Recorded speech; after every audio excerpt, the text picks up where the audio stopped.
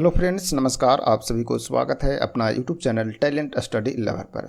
तो आज साइंस की क्लास नंबर 24 स्टार्ट करते हैं, जो कि रेलवे के एएलपी और टेक्नीशियन एवं आने वाले सभी अन्य एग्जाम के लिए इंपॉर्टेंट है, जिसमें भी साइंस पूछे जाते हैं। ठीक है, तो वीडियो अच्छा है, देखने में मजा आएगा, आप पूरा वीडियो जरूर देखिएगा। ठीक है, तो चलिए सबसे पहले ओवरव्यू देख लेते हैं इस क्लास की। तो सबसे पहले आपको टेस्ट क्वेश्चन देखने को मिलते हैं। इसके बाद फिर आपको प्रीवियस ईयर क्वेश्चन मिलेंगे, जो कि साइंस के सभी पूछे हुए क्वेश्चन है। ठीक है ना, ये आपको टोटल 2 स्लाइड में देखने को मिलेगा। ठीक है, इसके बाद फिर मॉडल सेट क्वेश्चन है, जो कि सिलेक्टेड क्वेश्चन है, जो कि आने वाले एग्जाम के लिए इंपॉर्टेंट होंगे। उसके बाद फिर कंप्यूटर से रिलेटेड वन लाइनर क्वेश्चन है, इसे भी अपन देखेंगे। ठीक है, इसके बाद फिर कुछ इंपॉर्टेंट टॉपिक है, इसे भी अपन देखते चलेंगे। ठीक है, और लास्ट में एमसीक्यूज क्वेश्चन, जो कि आपको एमसीक्यूज रहेगा और इसका एक्सप्लेनेशन भी साथ में देखते चलेंगे। ठीक है, तो चलिए शुरू करते हैं आज की क्लास। और इस क्लास की पीडीएफ आपको टेलीग्राम पर मिल जाता है। ठीक है, और टेलीग्राम का लिंक आपको वीडियो के नीचे डिस्क्रिप्शन बॉक्स में मिल जाएंगे, वहाँ से टेलीग्राम ज्वाइन कर लीजिएगा, आपको पीडीएफ वहाँ प्रोवाइड करा दिया जाता है, तो आप रिवीजन के लिए काम आएगा। ठीक है, तो रिवीजन जरूर कीजिएगा पीडीएफ डाउनलोड करके। ठीक है, चलिए शुरू करते हैं आज की क्लास।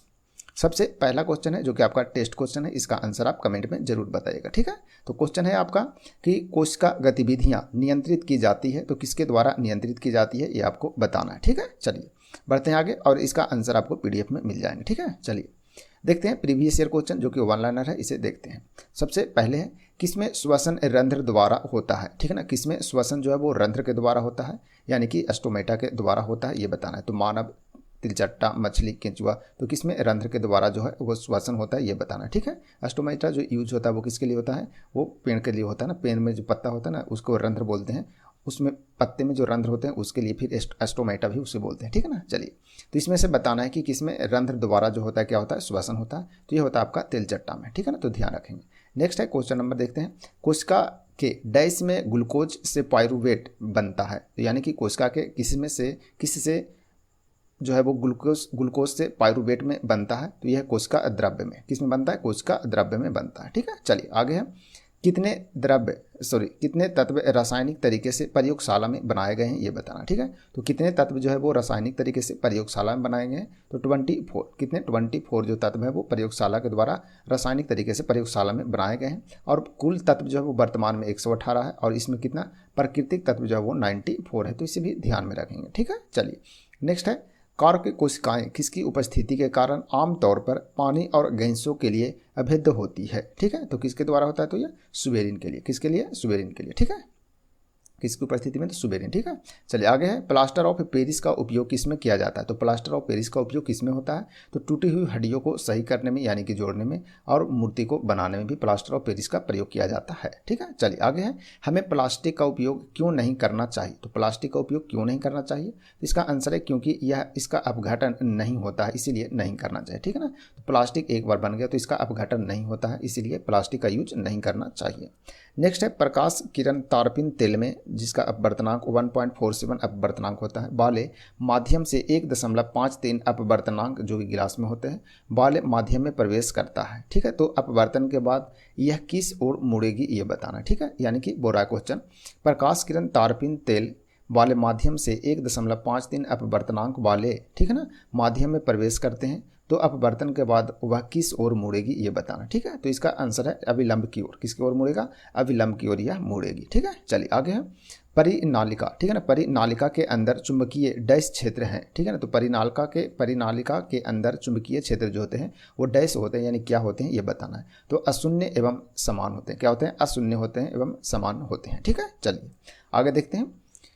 नेक्स्ट है क्वेश्चन। तत्वों के एक समूह का नाम बताइए जो मेंडलीफ के अपनी आवर्त सारणी तैयार करने के समय नहीं था, ये बताना। ठीक है ना, तो तत्वों का एक समूह का नाम बताना है जो मेंडलीफ के आवर्त सारणी तैयार करने के समय वह नहीं था, तो वह था नोबेल गैस है। कौन है वह, समूह का नाम क्या है, नोबेल गैस है। तो जो भी नोबेल गैस है वो मेंडलीफ जब आवर्त सारणी तैयार कर रहे थे उस टाइम नहीं था इस ग्रुप, यानी कि यह जो समूह था। ठीक है, चलिए आगे है। धावन सोडा, जिसे धोवन सोडा भी बोलते हैं, रासायनिक नाम क्या है, ये बताना है। तो सोडियम कार्बोनेट डेकाहाइड्रेट इसे बोलते हैं। ठीक है ना, तो धावन सोडा जिसका रासायनिक नाम है सोडियम कार्बोनेट डेकाहाइड्रेट। ठीक है, चलिए आगे है। निम्न में से किसका सबसे उच्चतम बॉइलिंग पॉइंट होता है, जैसे कि दिया है एसिटिक, एथेनॉल, क्लोरोफॉर्म, मीथेन, तो निम्न में से किसका जो है बॉइलिंग पॉइंट सबसे अधिक होता है, ये बताना है। तो सबसे अधिक होता है एसिटिक अम्ल का। किसका होता है, एसिटिक अम्ल का होता है। नेक्स्ट है। कौन सा अंग हृदय में ऑक्सीजन युक्त शुद्ध रक्त व कार्बन डाइऑक्साइड युक्त अशुद्ध रक्त को अलग करता है। तो यह किसका काम है? तो द्विवीय कपाट का। किसका है? द्विवीय कपाट का, ठीक है ना। तो कौन सा अंग जो है वो हृदय में ऑक्सीजन युक्त शुद्ध रक्त व कार्बन डाइऑक्साइड यानी कि CO2 युक्त जो रहता है रक्त अशुद्ध को अलग करता है, तो वो कौन करता है? द्विवीय कपाट करता है। कौन करता है? द्विवीय कपाट, ठीक है। चलिए आगे है, चुंबक के अंदर से चुंबकीय क्षेत्र की दिशा किस ओर होती है, ये बताना है। तो चुंबक के अंदर चुंबकीय क्षेत्र की दिशा किस ओर होती है? तो यह होता है दक्षिण से उत्तर की ओर। किधर से होता है? दक्षिण से उत्तर की ओर, यानी कि साउथ से नॉर्थ की ओर होते हैं। नेक्स्ट है, परावर्तन के नियम किस किस पर लागू होता है? जैसे कि अवतल दर्पण, उत्तल दर्पण, समतल दर्पण, तो किस पर लागू होता है ये बताना, ठीक है। तो परावर्तन के नियम सभी सतहों के लिए क्या होते हैं? सही होते हैं, यानी कि सभी पर लागू होते हैं, ठीक है। तो ध्यान रखें कि परावर्तन का नियम किस पर लागू होता है? तो परावर्तन के नियम सभी सतहों पर लागू होते हैं, यानी कि सही होता है, ठीक है। नेक्स्ट है, किसी तत्व के साथ ऑक्सीजन जुड़ने को क्या कहते हैं? तो किसी तत्व है उसके साथ ऑक्सीजन जुड़ता है तो उसे क्या बोलते हैं? उसे ऑक्सीकरण बोलते हैं। क्या बोलते हैं? ऑक्सीकरण, ठीक है। चलिए देखते हैं, अब मॉडल सेट क्वेश्चन है, जो मॉडल सेट है जो कि आने वाले एग्जाम के लिए इंपॉर्टेंट है, जो कि सिलेक्टेड क्वेश्चन आते हैं, ठीक है। तो चलिए देख लेते हैं इसको। ज्वालामुखी पर्वतों में कौन सी गैस निकलती है, ये बताना है। तो ज्वालामुखी पर्वतों में कौन सी गैस निकलती है? तो सल्फर डाइऑक्साइड निकलता है। क्या निकलता है? Sulphur dioxide.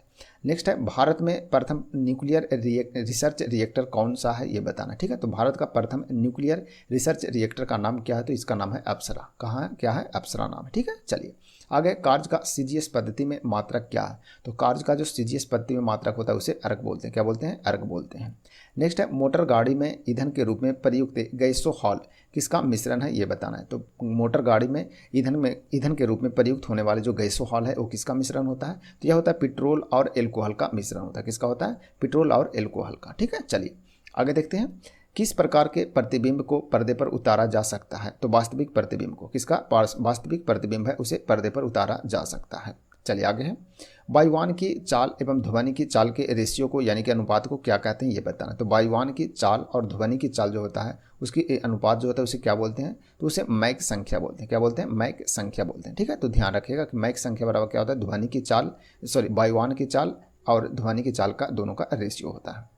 आगे है, समतल दर्पण में व्यक्ति को अपना प्रतिबिंब देखने के लिए दर्पण की लंबाई कम से कम कितनी होनी चाहिए, ये बताना है, ठीक है। तो समतल दर्पण में यदि कोई व्यक्ति अपना प्रतिबिंब देखना चाहता है तो दर्पण की लंबाई कम से कम व्यक्ति की आधी होनी चाहिए, ठीक है ना। तो व्यक्ति यानी कि जो वस्तु है उसका आधा होना चाहिए, ठीक है। चलिए बढ़ते हैं आगे, कंप्यूटर रिलेटेड क्वेश्चन जो है वो देख लेते हैं, ठीक है। चलिए, भारत में इंटरनेट की शुरुआत कब हुई, ये बताना। तो भारत में इंटरनेट की शुरुआत हुई थी 15 अगस्त 1995 ईस्वी में, जो कि इंपॉर्टेंट है, ध्यान रखेंगे, ठीक है ना। तो भारत में इंटरनेट की शुरुआत कब हुआ?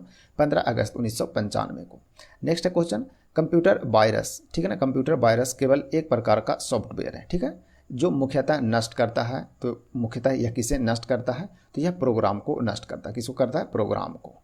नेक्स्ट है, प्रोसेस्ड जो डेटा होता है, ठीक है ना, प्रोसेस्ड डेटा होता है उसको क्या कहते हैं ये बताना है, ठीक है। तो प्रोसेस्ड जो डेटा होते हैं उसे आउटपुट कहते हैं। क्या बोलते हैं? आउटपुट कहते हैं उसे, ठीक है। चलिए आगे, आधुनिक डिजिटल कंप्यूटरों में किस पद्धति का उपयोग किया जाता है? तो आधुनिक जो डिजिटल कंप्यूटर है उसमें किस पद्धति का प्रयोग करते हैं? तो दियाधारी अंक पद्धति का प्रयोग करते हैं, ठीक है ना। दियाधारी अंक में कौन कौन आता है? 0 और 1 आता है, ठीक है ना। तो दियाधारी पद्धति में जो अंक आते हैं वो कौन आते हैं? तो 0 और 1 सिर्फ आता है, ठीक है ना। तो ध्यान रखेंगे। और कौन सी पद्धति का यूज होता है? तो दियाधारी अंक पद्धति का प्रयोग करते हैं। आगे है, टास्क बार स्थित होता है। तो टास्क बार जो है वो कंप्यूटर में कहाँ स्थित होता है, ये बताना है। तो जब कंप्यूटर खोलेंगे, मॉनिटर जब रहेगा उसमें सबसे जो नीचे रहता है, जैसे ये लिखा हुआ है ना यहाँ, टैलेंट स्टडी लवर या फिर लाइक शेयर सब्सक्राइब, ये जो लिखा है ना यही होता है, वो टास्क बार होता है। इसी जो एरिया रहता है मॉनिटर में उसे क्या बोलते हैं? टास्क बार बोलते हैं, ठीक है ना। तो इसे टास्क बार बोलते हैं। तो स्क्रीन के बॉटम में होता है, यानी कि स्क्रीन के बिल्कुल क्या होता है? नीचे में रहता है, ठीक है ना। उसी को क्या बोलते हैं? टास्क बार बोलते हैं। तो ध्यान रखेंगे।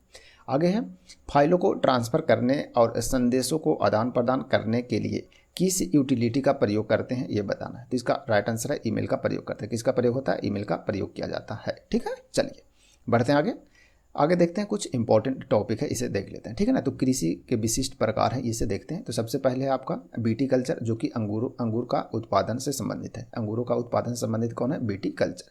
पीसी कल्चर, जिसमें मत्स्य पालन का अध्ययन किया जाता है, किसमें? पीसी कल्चर में। आगे सेरीकल्चर, सेरीकल्चर में होता है क्या? रेशम कीट पालन का अध्ययन होता है, जिसे सेरीकल्चर बोलते हैं। आगे है हॉर्टिकल्चर, ठीक है ना, हॉर्टिकल्चर जिसमें फलों फूलों एवं सब्जियों के उत्पादन होता है, ठीक है ना, तो फल फूल एवं सब्जी का उत्पादन जो होता है उसे क्या बोलते हैं, हॉर्टिकल्चर बोलते हैं, ठीक है। एपीकल्चर जिसमें शहद उत्पादन या मधुमक्खी पालन होता है जिसे एपीकल्चर बोलते हैं, ठीक है। आगे है सिल्वीकल्चर। सिल्वीकल्चर मतलब होता है क्या, वनों का संरक्षण एवं संवर्धन से संबंधित है, ठीक है ना, तो वनों का संवर्धन संरक्षण एवं संवर्धन संबंधित जो है उसे क्या बोलते हैं, सिल्वीकल्चर बोलते हैं। फ्लोरिकल्चर जो फूलों की कृषि होता है उसे क्या बोलते हैं, फ्लोरिकल्चर बोलते हैं, फ्लोरी फूल, ठीक है, ध्यान रखेंगे।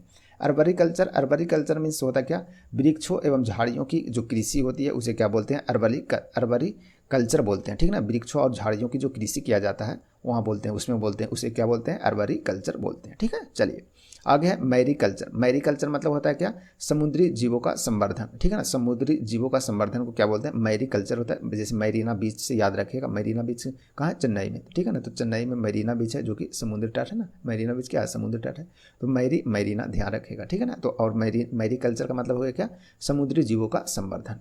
आगे है ऑलेरी कल्चर, ठीक है ना, ऑलेरी कल्चर में होता है क्या, जमीन पर फैलने वाली जो सब्जी की कृषि होती है उसे क्या बोलते हैं, ऑलेरी कल्चर बोलते हैं, ठीक है। ओल्वी कल्चर, ओल्वी कल्चर मीन्स होता है क्या, जैतून की कृषि होता है, तो जैतून की कृषि होता है उसे क्या बोलते हैं, ओल्वी कल्चर बोलते हैं, ठीक है। तो ये कुछ इंपॉर्टेंट टॉपिक था, इसे ध्यान रखेंगे आप, ठीक है, रिवीजन करते रहिएगा। आगे की टॉपिक है तत्व एवं उसके अप्रूप है, ये देख लेते हैं। जैसे कार्बन की कुछ प्रमुख जो अप्रूप है वो कौन कौन है, जैसे हीरा, ग्रेफाइट, कोयला, ये सभी कार्बन के अप्रूप हैं।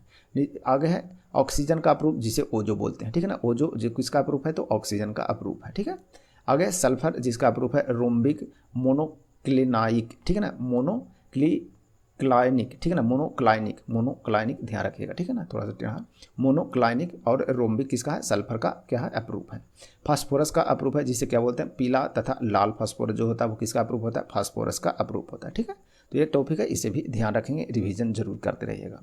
आगे एक और है, इसे भी देख लेते हैं, पादप रोग एवं उनके कारक है, इसे भी देखते लेते हैं, ठीक है। जैसे ब्लास्ट रोग या झोंका जिसे बोलते हैं, जो कि धान से संबंधित है, धान फसल से संबंधित है, और ये होता है किससे, फफूंद से होता है, ठीक है ना, किससे होता है, फफूंद से होते हैं।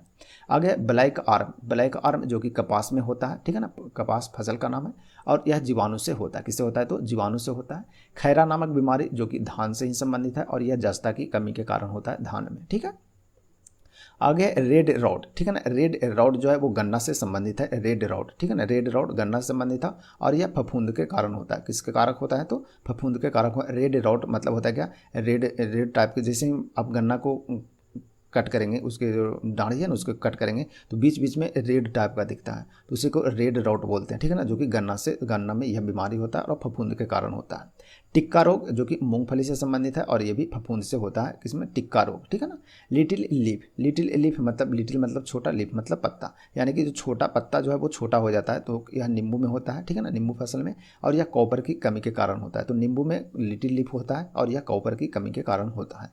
बिहिप टेल, ठीक है ना, बिहिप टेल जो कि फूलगोभी में होता है, मॉलिब्लेडनम की कमी के कारण, किसके कारण, मॉलिब्लेडनम की कमी के कारण होता है फूलगोभी में हिप टेल, ठीक है ना, हिप टेल जो क्या है रोग है, ठीक है। आगे है इरगॉट जो रोग है वो बाजरा में होता है और यह फफूंद के कारण होता है। लिटिल लीफ जो कि आम में भी होता है, तो आम में होता है जस्ता की कमी से, ठीक है ना, तो लिटिल लीफ जो कि नींबू में भी होता है और आम में भी होता है, और आम में होता है तो जस्ता की कमी से, और नींबू में होता है तो कॉपर की कमी से होते हैं, ठीक है ना, तो दोनों को ध्यान में रखेंगे, ठीक है। तो ये था पादप एवं उसके कारक, पादप रोग और उसके कारक थे, तो ये कुछ इंपॉर्टेंट टॉपिक था जो अपन देख लिए, ठीक है। चलिए अब बढ़ते हैं आगे MCQs क्वेश्चन की ओर, इसका आंसर आप लोग भी जरूर देते चलिएगा, ठीक है, और वीडियो अच्छा लगे तो वीडियो को लाइक शेयर भी जरूर करते रहेगा। तो चलिए शुरू करते हैं पहला MCQs क्वेश्चन। सबसे पहला क्वेश्चन है, पौधा कोशिका का पावर हाउस किसे कहा जाता है, ये बताना है, ठीक है। तो पौधा कोशिका का पावर हाउस किसे कहते हैं, इसका राइट आंसर है आपका ऑप्शन डी, ठीक है ना, ऑप्शन डी, यानी कि किसे बोलते हैं, माइटोकॉन्ड्रिया को पौधे का पावर हाउस बोलते हैं, ठीक है ना, पौधा कोशिका का पावर हाउस बोलते हैं माइटोकॉन्ड्रिया को। चलिए इंपॉर्टेंट पॉइंट देख लेते हैं, माइटोकॉन्ड्रिया को पौधा कोशिका का पावर हाउस कहा जाता है। माइटोकॉन्ड्रिया दोहरी झिल्ली से घिरा होता है, किससे होता है, दोहरी झिल्ली से घिरा हुआ होता है। इसके एंजाइम द्वारा कोशिकीय श्वसन होता है, ठीक है ना, जिससे क्या होता है, ऊर्जा पैदा होती है, ठीक है। चलिए बढ़ते हैं आगे नेक्स्ट क्वेश्चन नंबर 2 की ओर। क्वेश्चन नंबर 2 है, हम शक्ल जुड़वा का जन्म तब होता है जब डैश, ठीक है। तो इसका राइट आंसर क्या होगा, तो इसका राइट आंसर है आपका ऑप्शन सी, यानी कि प्रायः एक ही लिंग के होते हैं, ठीक है ना, क्या होते हैं, जब प्रायः एक ही लिंग के होते हैं। ठीक है, चलिए तो इसका देखते हैं कुछ इंपॉर्टेंट पॉइंट। हम शकल जुड़वा का जन्म एक ही प्रसव यानी एक ही प्रसव के समय एक ही भ्रूण के द्वारा होता है। ठीक है, और ये प्रायः क्या होते हैं, एक लिंग के होते हैं, या प्रायः क्या होते हैं, एक लिंग के होते हैं। ठीक है, तो इसे ध्यान रखेंगे। चलिए आगे देखते हैं। क्वेश्चन नंबर 3 है, उत्तक कोशिका का अध्ययन उत्तक कोशिका में किसका अध्ययन होता है ये बताना। ठीक है, तो उत्तक कोशिका में किसका अध्ययन होता है, तो इसका राइट आंसर है आपका ऑप्शन ए। ठीक है, ऑप्शन ए यानी कि उत्तकों का अध्ययन होता है। ठीक है ना, उत्तकों का अध्ययन को क्या बोलते हैं, उत्तक विज्ञान बोलते हैं। ठीक है, चलिए इंपॉर्टेंट पॉइंट देख लेते हैं। उत्तक विज्ञान में उत्तकों की उत्पत्ति, संरचना एवं कार्यों का अध्ययन किया जाता है। ठीक है ना, उत्तक मतलब कोशिका का, यानी कि कोशिका का जो अध्ययन होता है उसमें उत्तकों यानी कोशिका की उत्पत्ति, संरचना और उनके कार्य के बारे में अध्ययन किया जाता है। ठीक है, चलिए आगे है क्वेश्चन 4 नंबर देखते हैं, RDX के बारे में। ठीक है ना, तो RDX है तो निम्न में से क्या है RDX ये बताना। ठीक है, चलिए तो इसका राइट आंसर है आपका ऑप्शन डी, यानी कि RDX क्या है, तो एक विस्फोटक है। ठीक है, चलिए इंपॉर्टेंट पॉइंट देख लेते हैं। RDX सबसे पहले तो आप फुल फॉर्म याद रखिएगा, रिसर्च एंड डेवलपमेंट एक्सप्लोसिव इसका पूर्ण रूप होता है। ठीक है, यह एक विस्फोटक है। ठीक है, इसका प्रयोग आतंकवादी विस्फोट करने में करते हैं। ठीक है ना, तो ज़्यादातर क्या बोलते हैं, आतंकवादी इसका प्रयोग करते हैं, किसका, RDX का। ठीक है, RDX का विस्फोट काफ़ी शक्तिशाली होता है। RDX के विस्फोट से बड़े बड़े भवन, पुल भी उड़ाया जा सकता है। RDX का रासायनिक नाम होता है साइक्लोट्राई मिथाइलिन ट्राइनाइट्रोमाइन। ठीक है ना, तो ये होता है RDX का रासायनिक नाम होता है, तो इसे भी ध्यान रखना, तो आप याद रख सकते हैं। ठीक है, बाकी तो आप फुल फॉर्म याद ही रखेंगे। चलिए बढ़ते हैं आगे। नेक्स्ट है क्वेश्चन नंबर 5, एक सदिश राशि में परिमाण और दिशा दोनों होते हैं। ठीक है ना, तो एक सदिश राशि में परिमाण भी होता है और क्या होता है, दिशा होता है, दोनों होता है। जबकि अदिश राशि में केवल परिमाण होता है और दिशा नहीं होती है। ठीक है, निम्न में से कौन एक सदिश राशि है ये बताना। तो निम्न में कौन सदिश राशि है, तो इसका राइट आंसर है आपका ऑप्शन सी, यानी कि कौन, विस्थापन। तो विस्थापन क्या है, सदिश राशि, बाकी सभी अदिश राशि हैं। ठीक है, चलिए इंपॉर्टेंट पॉइंट देख लेते हैं। विस्थापन यानी कि डिस्प्लेसमेंट एक सदिश राशि है, क्योंकि यह वस्तु द्वारा एक निश्चित दिशा में चली गई दूरी को व्यक्त करता है। कौन करता है, विस्थापन। तो विस्थापन क्या है, तो एक निश्चित दिशा में चली गई जो दूरी होता है उसे क्या करता है, व्यक्त करता है। अर्थात बोल सकते हैं कि विस्थापन के लिए परिमाण यानी कि संख्यात्मक मान के साथ साथ दिशा का भी ज्ञान होना चाहिए। यानी कि परिमाण का मतलब संख्यात्मक मान, जैसे कितने किलोमीटर चला, कौन सी दिशा में गया। ठीक है ना, ये भी पता होना चाहिए। ठीक है ना, चलिए ये था विस्थापन। चलिए बढ़ते हैं आगे। नेक्स्ट है क्वेश्चन नंबर 6 की ओर। क्वेश्चन नंबर 6 है, न्यूट्रॉन की खोज किसने की ये बताना। तो न्यूट्रॉन की खोज किसके द्वारा किया गया, तो इसका राइट आंसर है आपका ऑप्शन ए, यानी कि चैंडविक के द्वारा किया गया था। क्या, न्यूट्रॉन की खोज किया गया था। ठीक है, चलिए इंपॉर्टेंट पॉइंट देख लेते हैं। न्यूट्रॉन की खोज 1932 ईस्वी में चैंडविक के द्वारा किया गया था। न्यूट्रॉन एक क्या है, उदासीन कण है, तो इसे ध्यान रखेंगे। ठीक है ना, उदासीन कण है। परमाणु भार में इसका प्रमुख भाग होता है। ठीक है ना, तो परमाणु भार में इसका प्रमुख भाग होता है। किसी परमाणु में न्यूट्रॉन की संख्या बराबर, बोल सकते हैं न्यूट्रॉन की संख्या बराबर क्या होता है, परमाणु भार माइनस परमाणु क्रमांक बराबर क्या होता है, न्यूट्रॉन की संख्या होता है। तो इसे आप ध्यान में रखेंगे। किसी तत्व का परमाणु क्रमांक तत्व में उपस्थित इलेक्ट्रॉनों की संख्या के बराबर होता है। यानी कि बोल रहा है क्या, कि किसी तत्व में परमाणु क्रमांक किसी तत्व का परमाणु क्रमांक तत्व में उपस्थित इलेक्ट्रॉन की संख्या के बराबर होते हैं। तो इसे भी पॉइंट को ध्यान में रखना है। ठीक है ना, चलिए बढ़ते हैं आगे। नेक्स्ट है क्वेश्चन नंबर 7 देखते हैं। भारत का प्रथम परमाणु रिएक्टर का नाम किस नाम से जाना जाता है ये बताना। तो भारत का प्रथम परमाणु रिएक्टर का नाम क्या है, अभी ऑनलाइन में भी ये क्वेश्चन आया था। ठीक है, चलिए तो इसका राइट आंसर क्या है, तो इसका राइट आंसर आपका ऑप्शन बी, यानी कि अप्सरा। भारत का पहला परमाणु रिएक्टर है जिसका नाम क्या है, अप्सरा है। चलिए इंपॉर्टेंट पॉइंट देख लेते हैं। भारत का प्रथम परमाणु रिएक्टर जिसका नाम अप्सरा के नाम से जाना जाता है। BARC जिसका पूर्ण रूप होता है क्या, भाभा एटॉमिक रिसर्च सेंटर होता है, के नियंत्रण व निरीक्षण में भारत का प्रथम परमाणु रिएक्टर अप्सरा बना। ठीक है ना, यानी कि BARC के नियंत्रण और निरीक्षक में बनाया गया था अप्सरा। ठीक है, BARC जिसका पूर्ण रूप होता है भाभा एटॉमिक रिसर्च सेंटर, जो कि कहाँ है, मुंबई महाराष्ट्र में स्थित है। ठीक है, परमाणु रिएक्टर से परमाणु बिजली प्राप्त की जाती है, तो इसे ध्यान रखेंगे। चलिए बढ़ते हैं आगे। नेक्स्ट है क्वेश्चन नंबर 8। पादप उत्तक मुख्यतः 2 प्रकार के होते हैं, डैश और डैश, मतलब क्या और क्या, कौन कौन से होते हैं ये बताना है। ठीक है, चलिए तो इसका राइट आंसर है आपका ऑप्शन बी, यानी कि विभज्योत्तक उत्तक और अस्थायी उत्तक होते हैं। ठीक है, चलिए इंपॉर्टेंट पॉइंट देख लेते हैं। उत्तकों का वर्गीकरण पौधों में उनकी स्थिति, कोशिकाओं के प्रकार, उत्पत्ति एवं विकास के आधार पर किया जाता है। यानी कि कोई भी उत्तक है उसका वर्गीकरण जो है वो प्रायः किस पर करते हैं, तो पौधों में उनकी स्थिति क्या है, कोशिकाओं के प्रकार, उत्पत्ति एवं विकास के आधार पर किया जाता है उसका वर्गीकरण। ठीक है, आगे है विकास की प्रवस्थाओं के आधार पर पादप ऊतक मुख्यतः दो प्रकार के होते हैं, जिसमें पहला होता है विभज्योतक ऊतक और दूसरा होता है क्या, अस्थायी ऊतक होते हैं। ठीक है, तो इसे ध्यान रखेंगे। चलिए बढ़ते हैं आगे। नेक्स्ट है क्वेश्चन नंबर 9। क्वेश्चन नंबर 9 है, किस पादप हार्मोन की सांद्रता पौधे के शीर्ष पर सबसे अधिक होता है। ठीक है ना, पौधे कौन से पादप हार्मोन है जिसमें पौधे कौन सा किस पादप यानी कि पौधा में हार्मोन की जो सांद्रता है यानी मात्रा जो है वो पौधों के शीर्ष में सबसे अधिक होता है। मान लेते हैं कोई पौधा है तो शीर्ष में जो हार्मोन है वो सबसे अधिक होता है, और जड़ों के नज़दीक पहुंचते पहुंचते या क्या हो जाता है, कम जाता है। तो जैसे ही जड़ में पहुंचता है तो क्या हो जाता है, कम हो जाता है हार्मोन। तो वो कौन सा हार्मोन है ये पूछ रहा है। ठीक है, चलिए तो इसका राइट आंसर है आपका ऑप्शन बी यानी कि ऑक्सिन हार्मोन। कौन सी हार्मोन, ऑक्सिन हार्मोन, जो कि कोई पेड़ है उसमें टॉप में यानी कि ऊपर में सबसे अधिक होता है, और जड़ में आता है या क्या हो जाता है, कम हो जाता है। ठीक है, चलिए इंपॉर्टेंट पॉइंट देख लेते हैं। पौधों में मुख्यतः 5 प्रकार के पादप हार्मोन होते हैं। ठीक है, तो पौधों में टोटल जो हार्मोन होता है कितने प्रकार के होते हैं, 5 प्रकार के होते हैं। कौन कौन होते हैं, जैसे पहला है एथिलीन, दूसरा ऑक्सिन, तीसरा जिब्रेलिन, चौथा है आपको साइटोकाइनिन, और पांचवा है एब्सिसिक अम्ल। ठीक है ना, एब्सिसिक अम्ल है। ठीक है, ऑक्सिन की सांद्रता जो है इसे ध्यान रखेंगे। ठीक है ना, ऑक्सिन की सांद्रता पौधों के शीर्ष में सबसे अधिक होते हैं, और जड़ों के नज़दीक पहुंचते पहुंचते क्या होता है, घट जाती है यानी कि घटती है। ठीक है, तो इसे ध्यान में रखेंगे। तो टोटल पादप हार्मोन 5 होते हैं, ethylene, auxin, gibberellin, cytokinin, abscisic अम्ल होता है। ठीक है, चलिए बढ़ते हैं आगे। नेक्स्ट है क्वेश्चन नंबर 10। मानव शरीर में जल की मात्रा होती है, तो मानव शरीर में जल की मात्रा कितने % होता है ये बताना है। तो इसका राइट आंसर है आपका ऑप्शन डी यानी कि 60 से 70% होता है मानव शरीर में जल की मात्रा। ठीक है, चलिए इंपॉर्टेंट पॉइंट है, मानव शरीर में जल की मात्रा अधिकतम लगभग 60 से 70% तक होती है, क्योंकि शरीर के सभी उपापचयी क्रियाओं को संपन्न कराने के लिए जल यानी कि H2O की आवश्यकता पड़ती है। यानी कि शरीर में एक महत्वपूर्ण रोल निभाता है कौन, जल निभाता है। ठीक है, चलिए बढ़ते हैं आगे। नेक्स्ट क्वेश्चन नंबर 11 देखिए, बोल रहा है मानव गुर्दे यानी कि किडनी में बनने वाली जो पथरी होती है, पथरी में अधिकतम पाया जाने वाला पदार्थ जो होता है वो क्या होता है ये बताना है। तो मानव गुर्दे में जो पथरी बनता है उसमें कौन सा पदार्थ सबसे ज़्यादा पाया जाता है ये बताना है। ठीक है, चलिए तो इसका राइट आंसर कहाँ है, इसका राइट आंसर है आपका ऑप्शन ए यानी कि कैल्शियम ऑक्जिलेट। क्या होता है, कैल्शियम ऑक्जिलेट जो पदार्थ है वो पथरी में सबसे अधिक पाया जाता है। ठीक है, चलिए इंपॉर्टेंट पॉइंट देख लेते हैं। गुर्दे की पथरी जो कि मूत्र तंत्र की एक ऐसी स्थिति है जिसमें गुर्दे के अंदर छोटे छोटे पत्थर सदृश कठोर वस्तुओं का निर्माण हो जाता है। ठीक है ना, छोटे छोटे जो कठोर टाइप के होते हैं वो बन जाते हैं यानी कि पत्थर टाइप के बन जाते हैं, तभी तो उसे पथरी बोलते हैं। ठीक है ना, गुर्दे में बनने वाली पथरी में कैल्शियम पथरी, ठीक है ना, कैल्शियम पथरी सबसे आम है।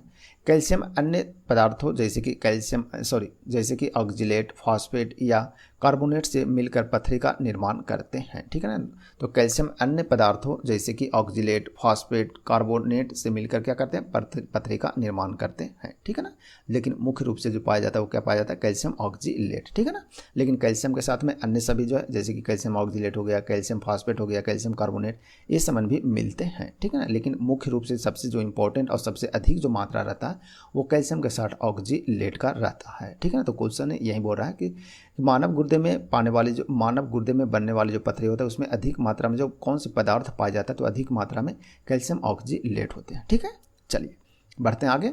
नेक्स्ट है क्वेश्चन आपका 12 नंबर। निम्नलिखित में से कौन नाइट्रोजन चक्र में भाग नहीं लेता है ये बताना है। तो निम्नलिखित में से कौन नाइट्रोजन चक्र में भाग नहीं लेता है, तो इसका राइट आंसर आपका ऑप्शन बी यानी कि कौन, CO2 जो है वो नाइट्रोजन चक्र में भाग नहीं लेता है। ठीक है, चलिए इंपॉर्टेंट पॉइंट देख लेते हैं। जीवाणु नाइट्रिक एसिड जिसका सूत्र होता है HNO3 तथा अमोनिया गैस जिसका सूत्र होता है NH नाइट्रोजन चक्र में भाग लेते हैं। यानी कि जीवाणु, नाइट्रिक एसिड, अमोनिया गैस ये सभी के सभी भाग लेते हैं नाइट्रोजन चक्र में, जबकि CO2 यानी कार्बन डाइऑक्साइड भाग नहीं लेता है। नेक्स्ट है क्वेश्चन नंबर 13 देखते हैं। एंटी टॉक्सिन का इंजेक्शन किसकी रोकथाम के लिए दिया जाता है ये बताना है। तो एंटी टॉक्सिन का जो इंजेक्शन है वो किसकी रोकथाम के लिए लगाया जाता है, तो इसका राइट आंसर है आपका ऑप्शन ए यानी कि टिटनेस के लिए। किसके लिए, टिटनेस को रोकने के लिए एंटी टॉक्सिन का प्रयोग करते हैं इंजेक्शन का। इंपॉर्टेंट पॉइंट है, एंटी टॉक्सिन का इंजेक्शन टिटनेस को रोकथाम के लिए लगाया जाता है। टिटनेस क्लास्ट्रीडियम टेटनी, ठीक है ना, टिटनेस क्लास्ट्रीडियम टेटनी नामक जीवाणु से होता है। तो जीवाणु का जो नाम है क्लास्ट्रीडियम टेटनी, ये जीवाणु है जिससे क्या होता है टिटनेस होता है। ठीक है, चलिए और एक और क्वेश्चन ये भी बन जाएगा कि टिटनेस किससे होता है, तो यह जीवाणु से होता है। ठीक है ना, इस रोग में जीवाणु घाव से होकर शरीर में प्रवेश करते हैं, यानी कि जो घाव रहता है ना उससे क्या करता है, शरीर में प्रवेश कर जाते हैं जीवाणु। ठीक है, चलिए आगे देखते हैं। क्वेश्चन नंबर 14 है, कास्टिक सोडा का रासायनिक सूत्र है क्या, ये बताना है। तो कास्टिक सोडा का रासायनिक सूत्र क्या होता है? तो इसका राइट आंसर है आपका ऑप्शन ए, यानी कि NaOH इसका रासायनिक सूत्र होता है, ठीक है ना। तो कास्टिक सोडा का जो रासायनिक सूत्र होता है क्या होता है? NaOH, ठीक है। चलिए इंपॉर्टेंट पॉइंट देख लेते हैं। NaOH जो कि कास्टिक सोडा का रासायनिक सूत्र है, NaCl जो कि साधारण नमक का सूत्र है, NaHCO3 जो कि सोडियम बाइकार्बोनेट यानी कि खाने वाला सोडा है जिसका सूत्र होता है NaHCO3, और Na2CO3 जो कि सोडियम कार्बोनेट का सूत्र होता है, ठीक है। तो सोडियम कार्बोनेट Na2CO3, ठीक है ना। तो इसे बार बार रिवीजन जरूर कीजिएगा क्योंकि कन्फ्यूजन वाले पॉइंट रहता है, तो और एग्जाम में भी बार बार ये आते रहते हैं, ठीक है ना। चलिए नेक्स्ट है क्वेश्चन नंबर 15 देखते हैं। निम्नलिखित में से कौन सी एक कंप्यूटर भाषा नहीं है, ठीक है ना। तो निम्न में कौन एक कंप्यूटर भाषा नहीं है ये बताना है। तो इसका राइट आंसर है आपका ऑप्शन ए, यानी कि विंडोज 98, ठीक है ना। विंडोज 98 जो कि एक कंप्यूटर का भाषा नहीं है, लेकिन C++, पास्कल, ठीक है ना, पास्कल, फोर्ट्रान, ये सभी क्या है? कंप्यूटर की एक भाषा है। जबकि विंडोज 98 जो है वो क्या है? भाषा नहीं है, यह एक सॉफ्टवेयर है, ठीक है ना। ऑपरेटिंग सॉफ्टवेयर है, ठीक है ना। ऑपरेटिंग है, ऑपरेटिंग सिस्टम है यह, ठीक है ना। चलिए देखते हैं आगे। इंपॉर्टेंट पॉइंट है, विंडोज 98 कंप्यूटर की भाषा नहीं है, जबकि C++, पास्कल, फोर्ट्रान ये कंप्यूटर की भाषा है। विंडोज 98 ऑपरेटिंग सिस्टम पर आधारित ग्राफिक्स यूजर इंटरफेस है। यह विश्व के सबसे लोकप्रिय माइक्रोसॉफ्ट है, ठीक है ना। तो सबसे जो लोकप्रिय अभी कौन चल रहा है? माइक्रोसॉफ्ट चल रहा है, ठीक है ना, सॉफ्टवेयर। यह फोल्डर की फाइलों में स्थित सूचनाओं को उच्च सुरक्षा प्रदान करता है, ठीक है। चलिए बढ़ते हैं आगे। नेक्स्ट क्वेश्चन नंबर 16 देखते हैं। यदि इंटरनेट में एक ईमेल का पता bluestar@mars.org है तो यहाँ पर mars.org दर्शाता है, तो ये क्या दर्शाएगा ये बताना है, ठीक है। चलिए तो इसका राइट आंसर है आपका ऑप्शन नंबर सी, यानी क्या दर्शाएगा? डोमेन के नाम को दर्शाता है। क्या दर्शाता है? डोमेन के नाम को। चलिए इंपॉर्टेंट पॉइंट देख लेते हैं। किसी भी ईमेल एड्रेस में @ जो रहता है, ठीक है ना, @ के बाद आने वाला जो शब्द होता है उस पते के डोमेन के नाम को क्या करता है? दर्शाता है। तो @ है ना, ये @ उसके बाद ये जो लिखा हुआ है तो ये क्या दर्शाएगा? पते के डोमेन के नाम दर्शाता है, ठीक है ना। तो डोमेन के नाम को दर्शाता है, तो इसे ध्यान रखेंगे, ठीक है ना। चलिए आगे क्वेश्चन नंबर 17 देखते हैं। यदि किसी वस्तु का वेग 3 गुना बढ़ा दिया जाता है तो इसकी गतिज ऊर्जा क्या होगी ये बताना, यानी कि काइनेटिक एनर्जी, यानी कि गति ऊर्जा। तो काइनेटिक एनर्जी बराबर सूत्र क्या होता है? 12mv² होता है, ठीक है ना। 12mv² होता है, ये ध्यान में रखेंगे। सबसे पहले देखिए इसमें बोला क्या, पहले वेग जो है वो क्या करता है? 3 गुना। तो मान लेते हैं कि पहले जो वेग था वो कितना था? 1 था। अब वर्तमान में जो वेग हो गया कितना हो गया? 3 गुना, इसे बढ़ा दिए, ठीक है ना। लेकिन आपका तो कितने बोला कि गति ऊर्जा में क्या वृद्धि होगा ये बताना। तो पहले जो गति ऊर्जा रहेगा यानी कि पहले हो गया है और ये वर्तमान में, ठीक है। चलिए देख लेते हैं। तो पहले हो गया क्या? काइनेटिक एनर्जी होता है ना 12mv मतलब क्या हो गया? O1 का स्क्वायर रेशियो हो गया। फिर हो गया 12mv मतलब कितना? 3 का स्क्वायर। तो हाफ से हाफ कट गया, m से m आपका कट जाएगा, तो बढ़ जाएगा क्या? 1 का स्क्वायर 1, 3 का स्क्वायर 9, ठीक है ना। तो देखिए पहले था जो काइनेटिक एनर्जी कितना था? 1 था। अब कितना हो गया? 9 हो गया। तो कितने गुने की वृद्धि हो गया? 9 गुने की, ठीक है ना। तो 9 गुना की क्या हो गया? वृद्धि हो गया, ठीक है ना। तो अब जो काइनेटिक एनर्जी होगा यानी गति ऊर्जा जो हो जाएगी कितना हो जाएगा? 9 गुना इसका वृद्धि हो जाएगा, ठीक है ना। तो इसे ध्यान में रखें। कितने परसेंटेज भी पूछ सकता है, कितने परसेंट की वृद्धि हुआ? तो कितने परसेंट की वृद्धि हुआ? देखिए 9, कितने की वृद्धि हुआ? 1 से हो गया 9 मतलब कितने? 8 की वृद्धि। 1 से कितने परसेंट है? तो 100%, यानी कि 800% की वृद्धि। यदि परसेंटेज पूछे तो 800%, गुना पूछ रहा है तो कितने गुना? 9 गुना वृद्धि हो गया, ठीक है ना। तो इसे ध्यान रखेंगे, ठीक है।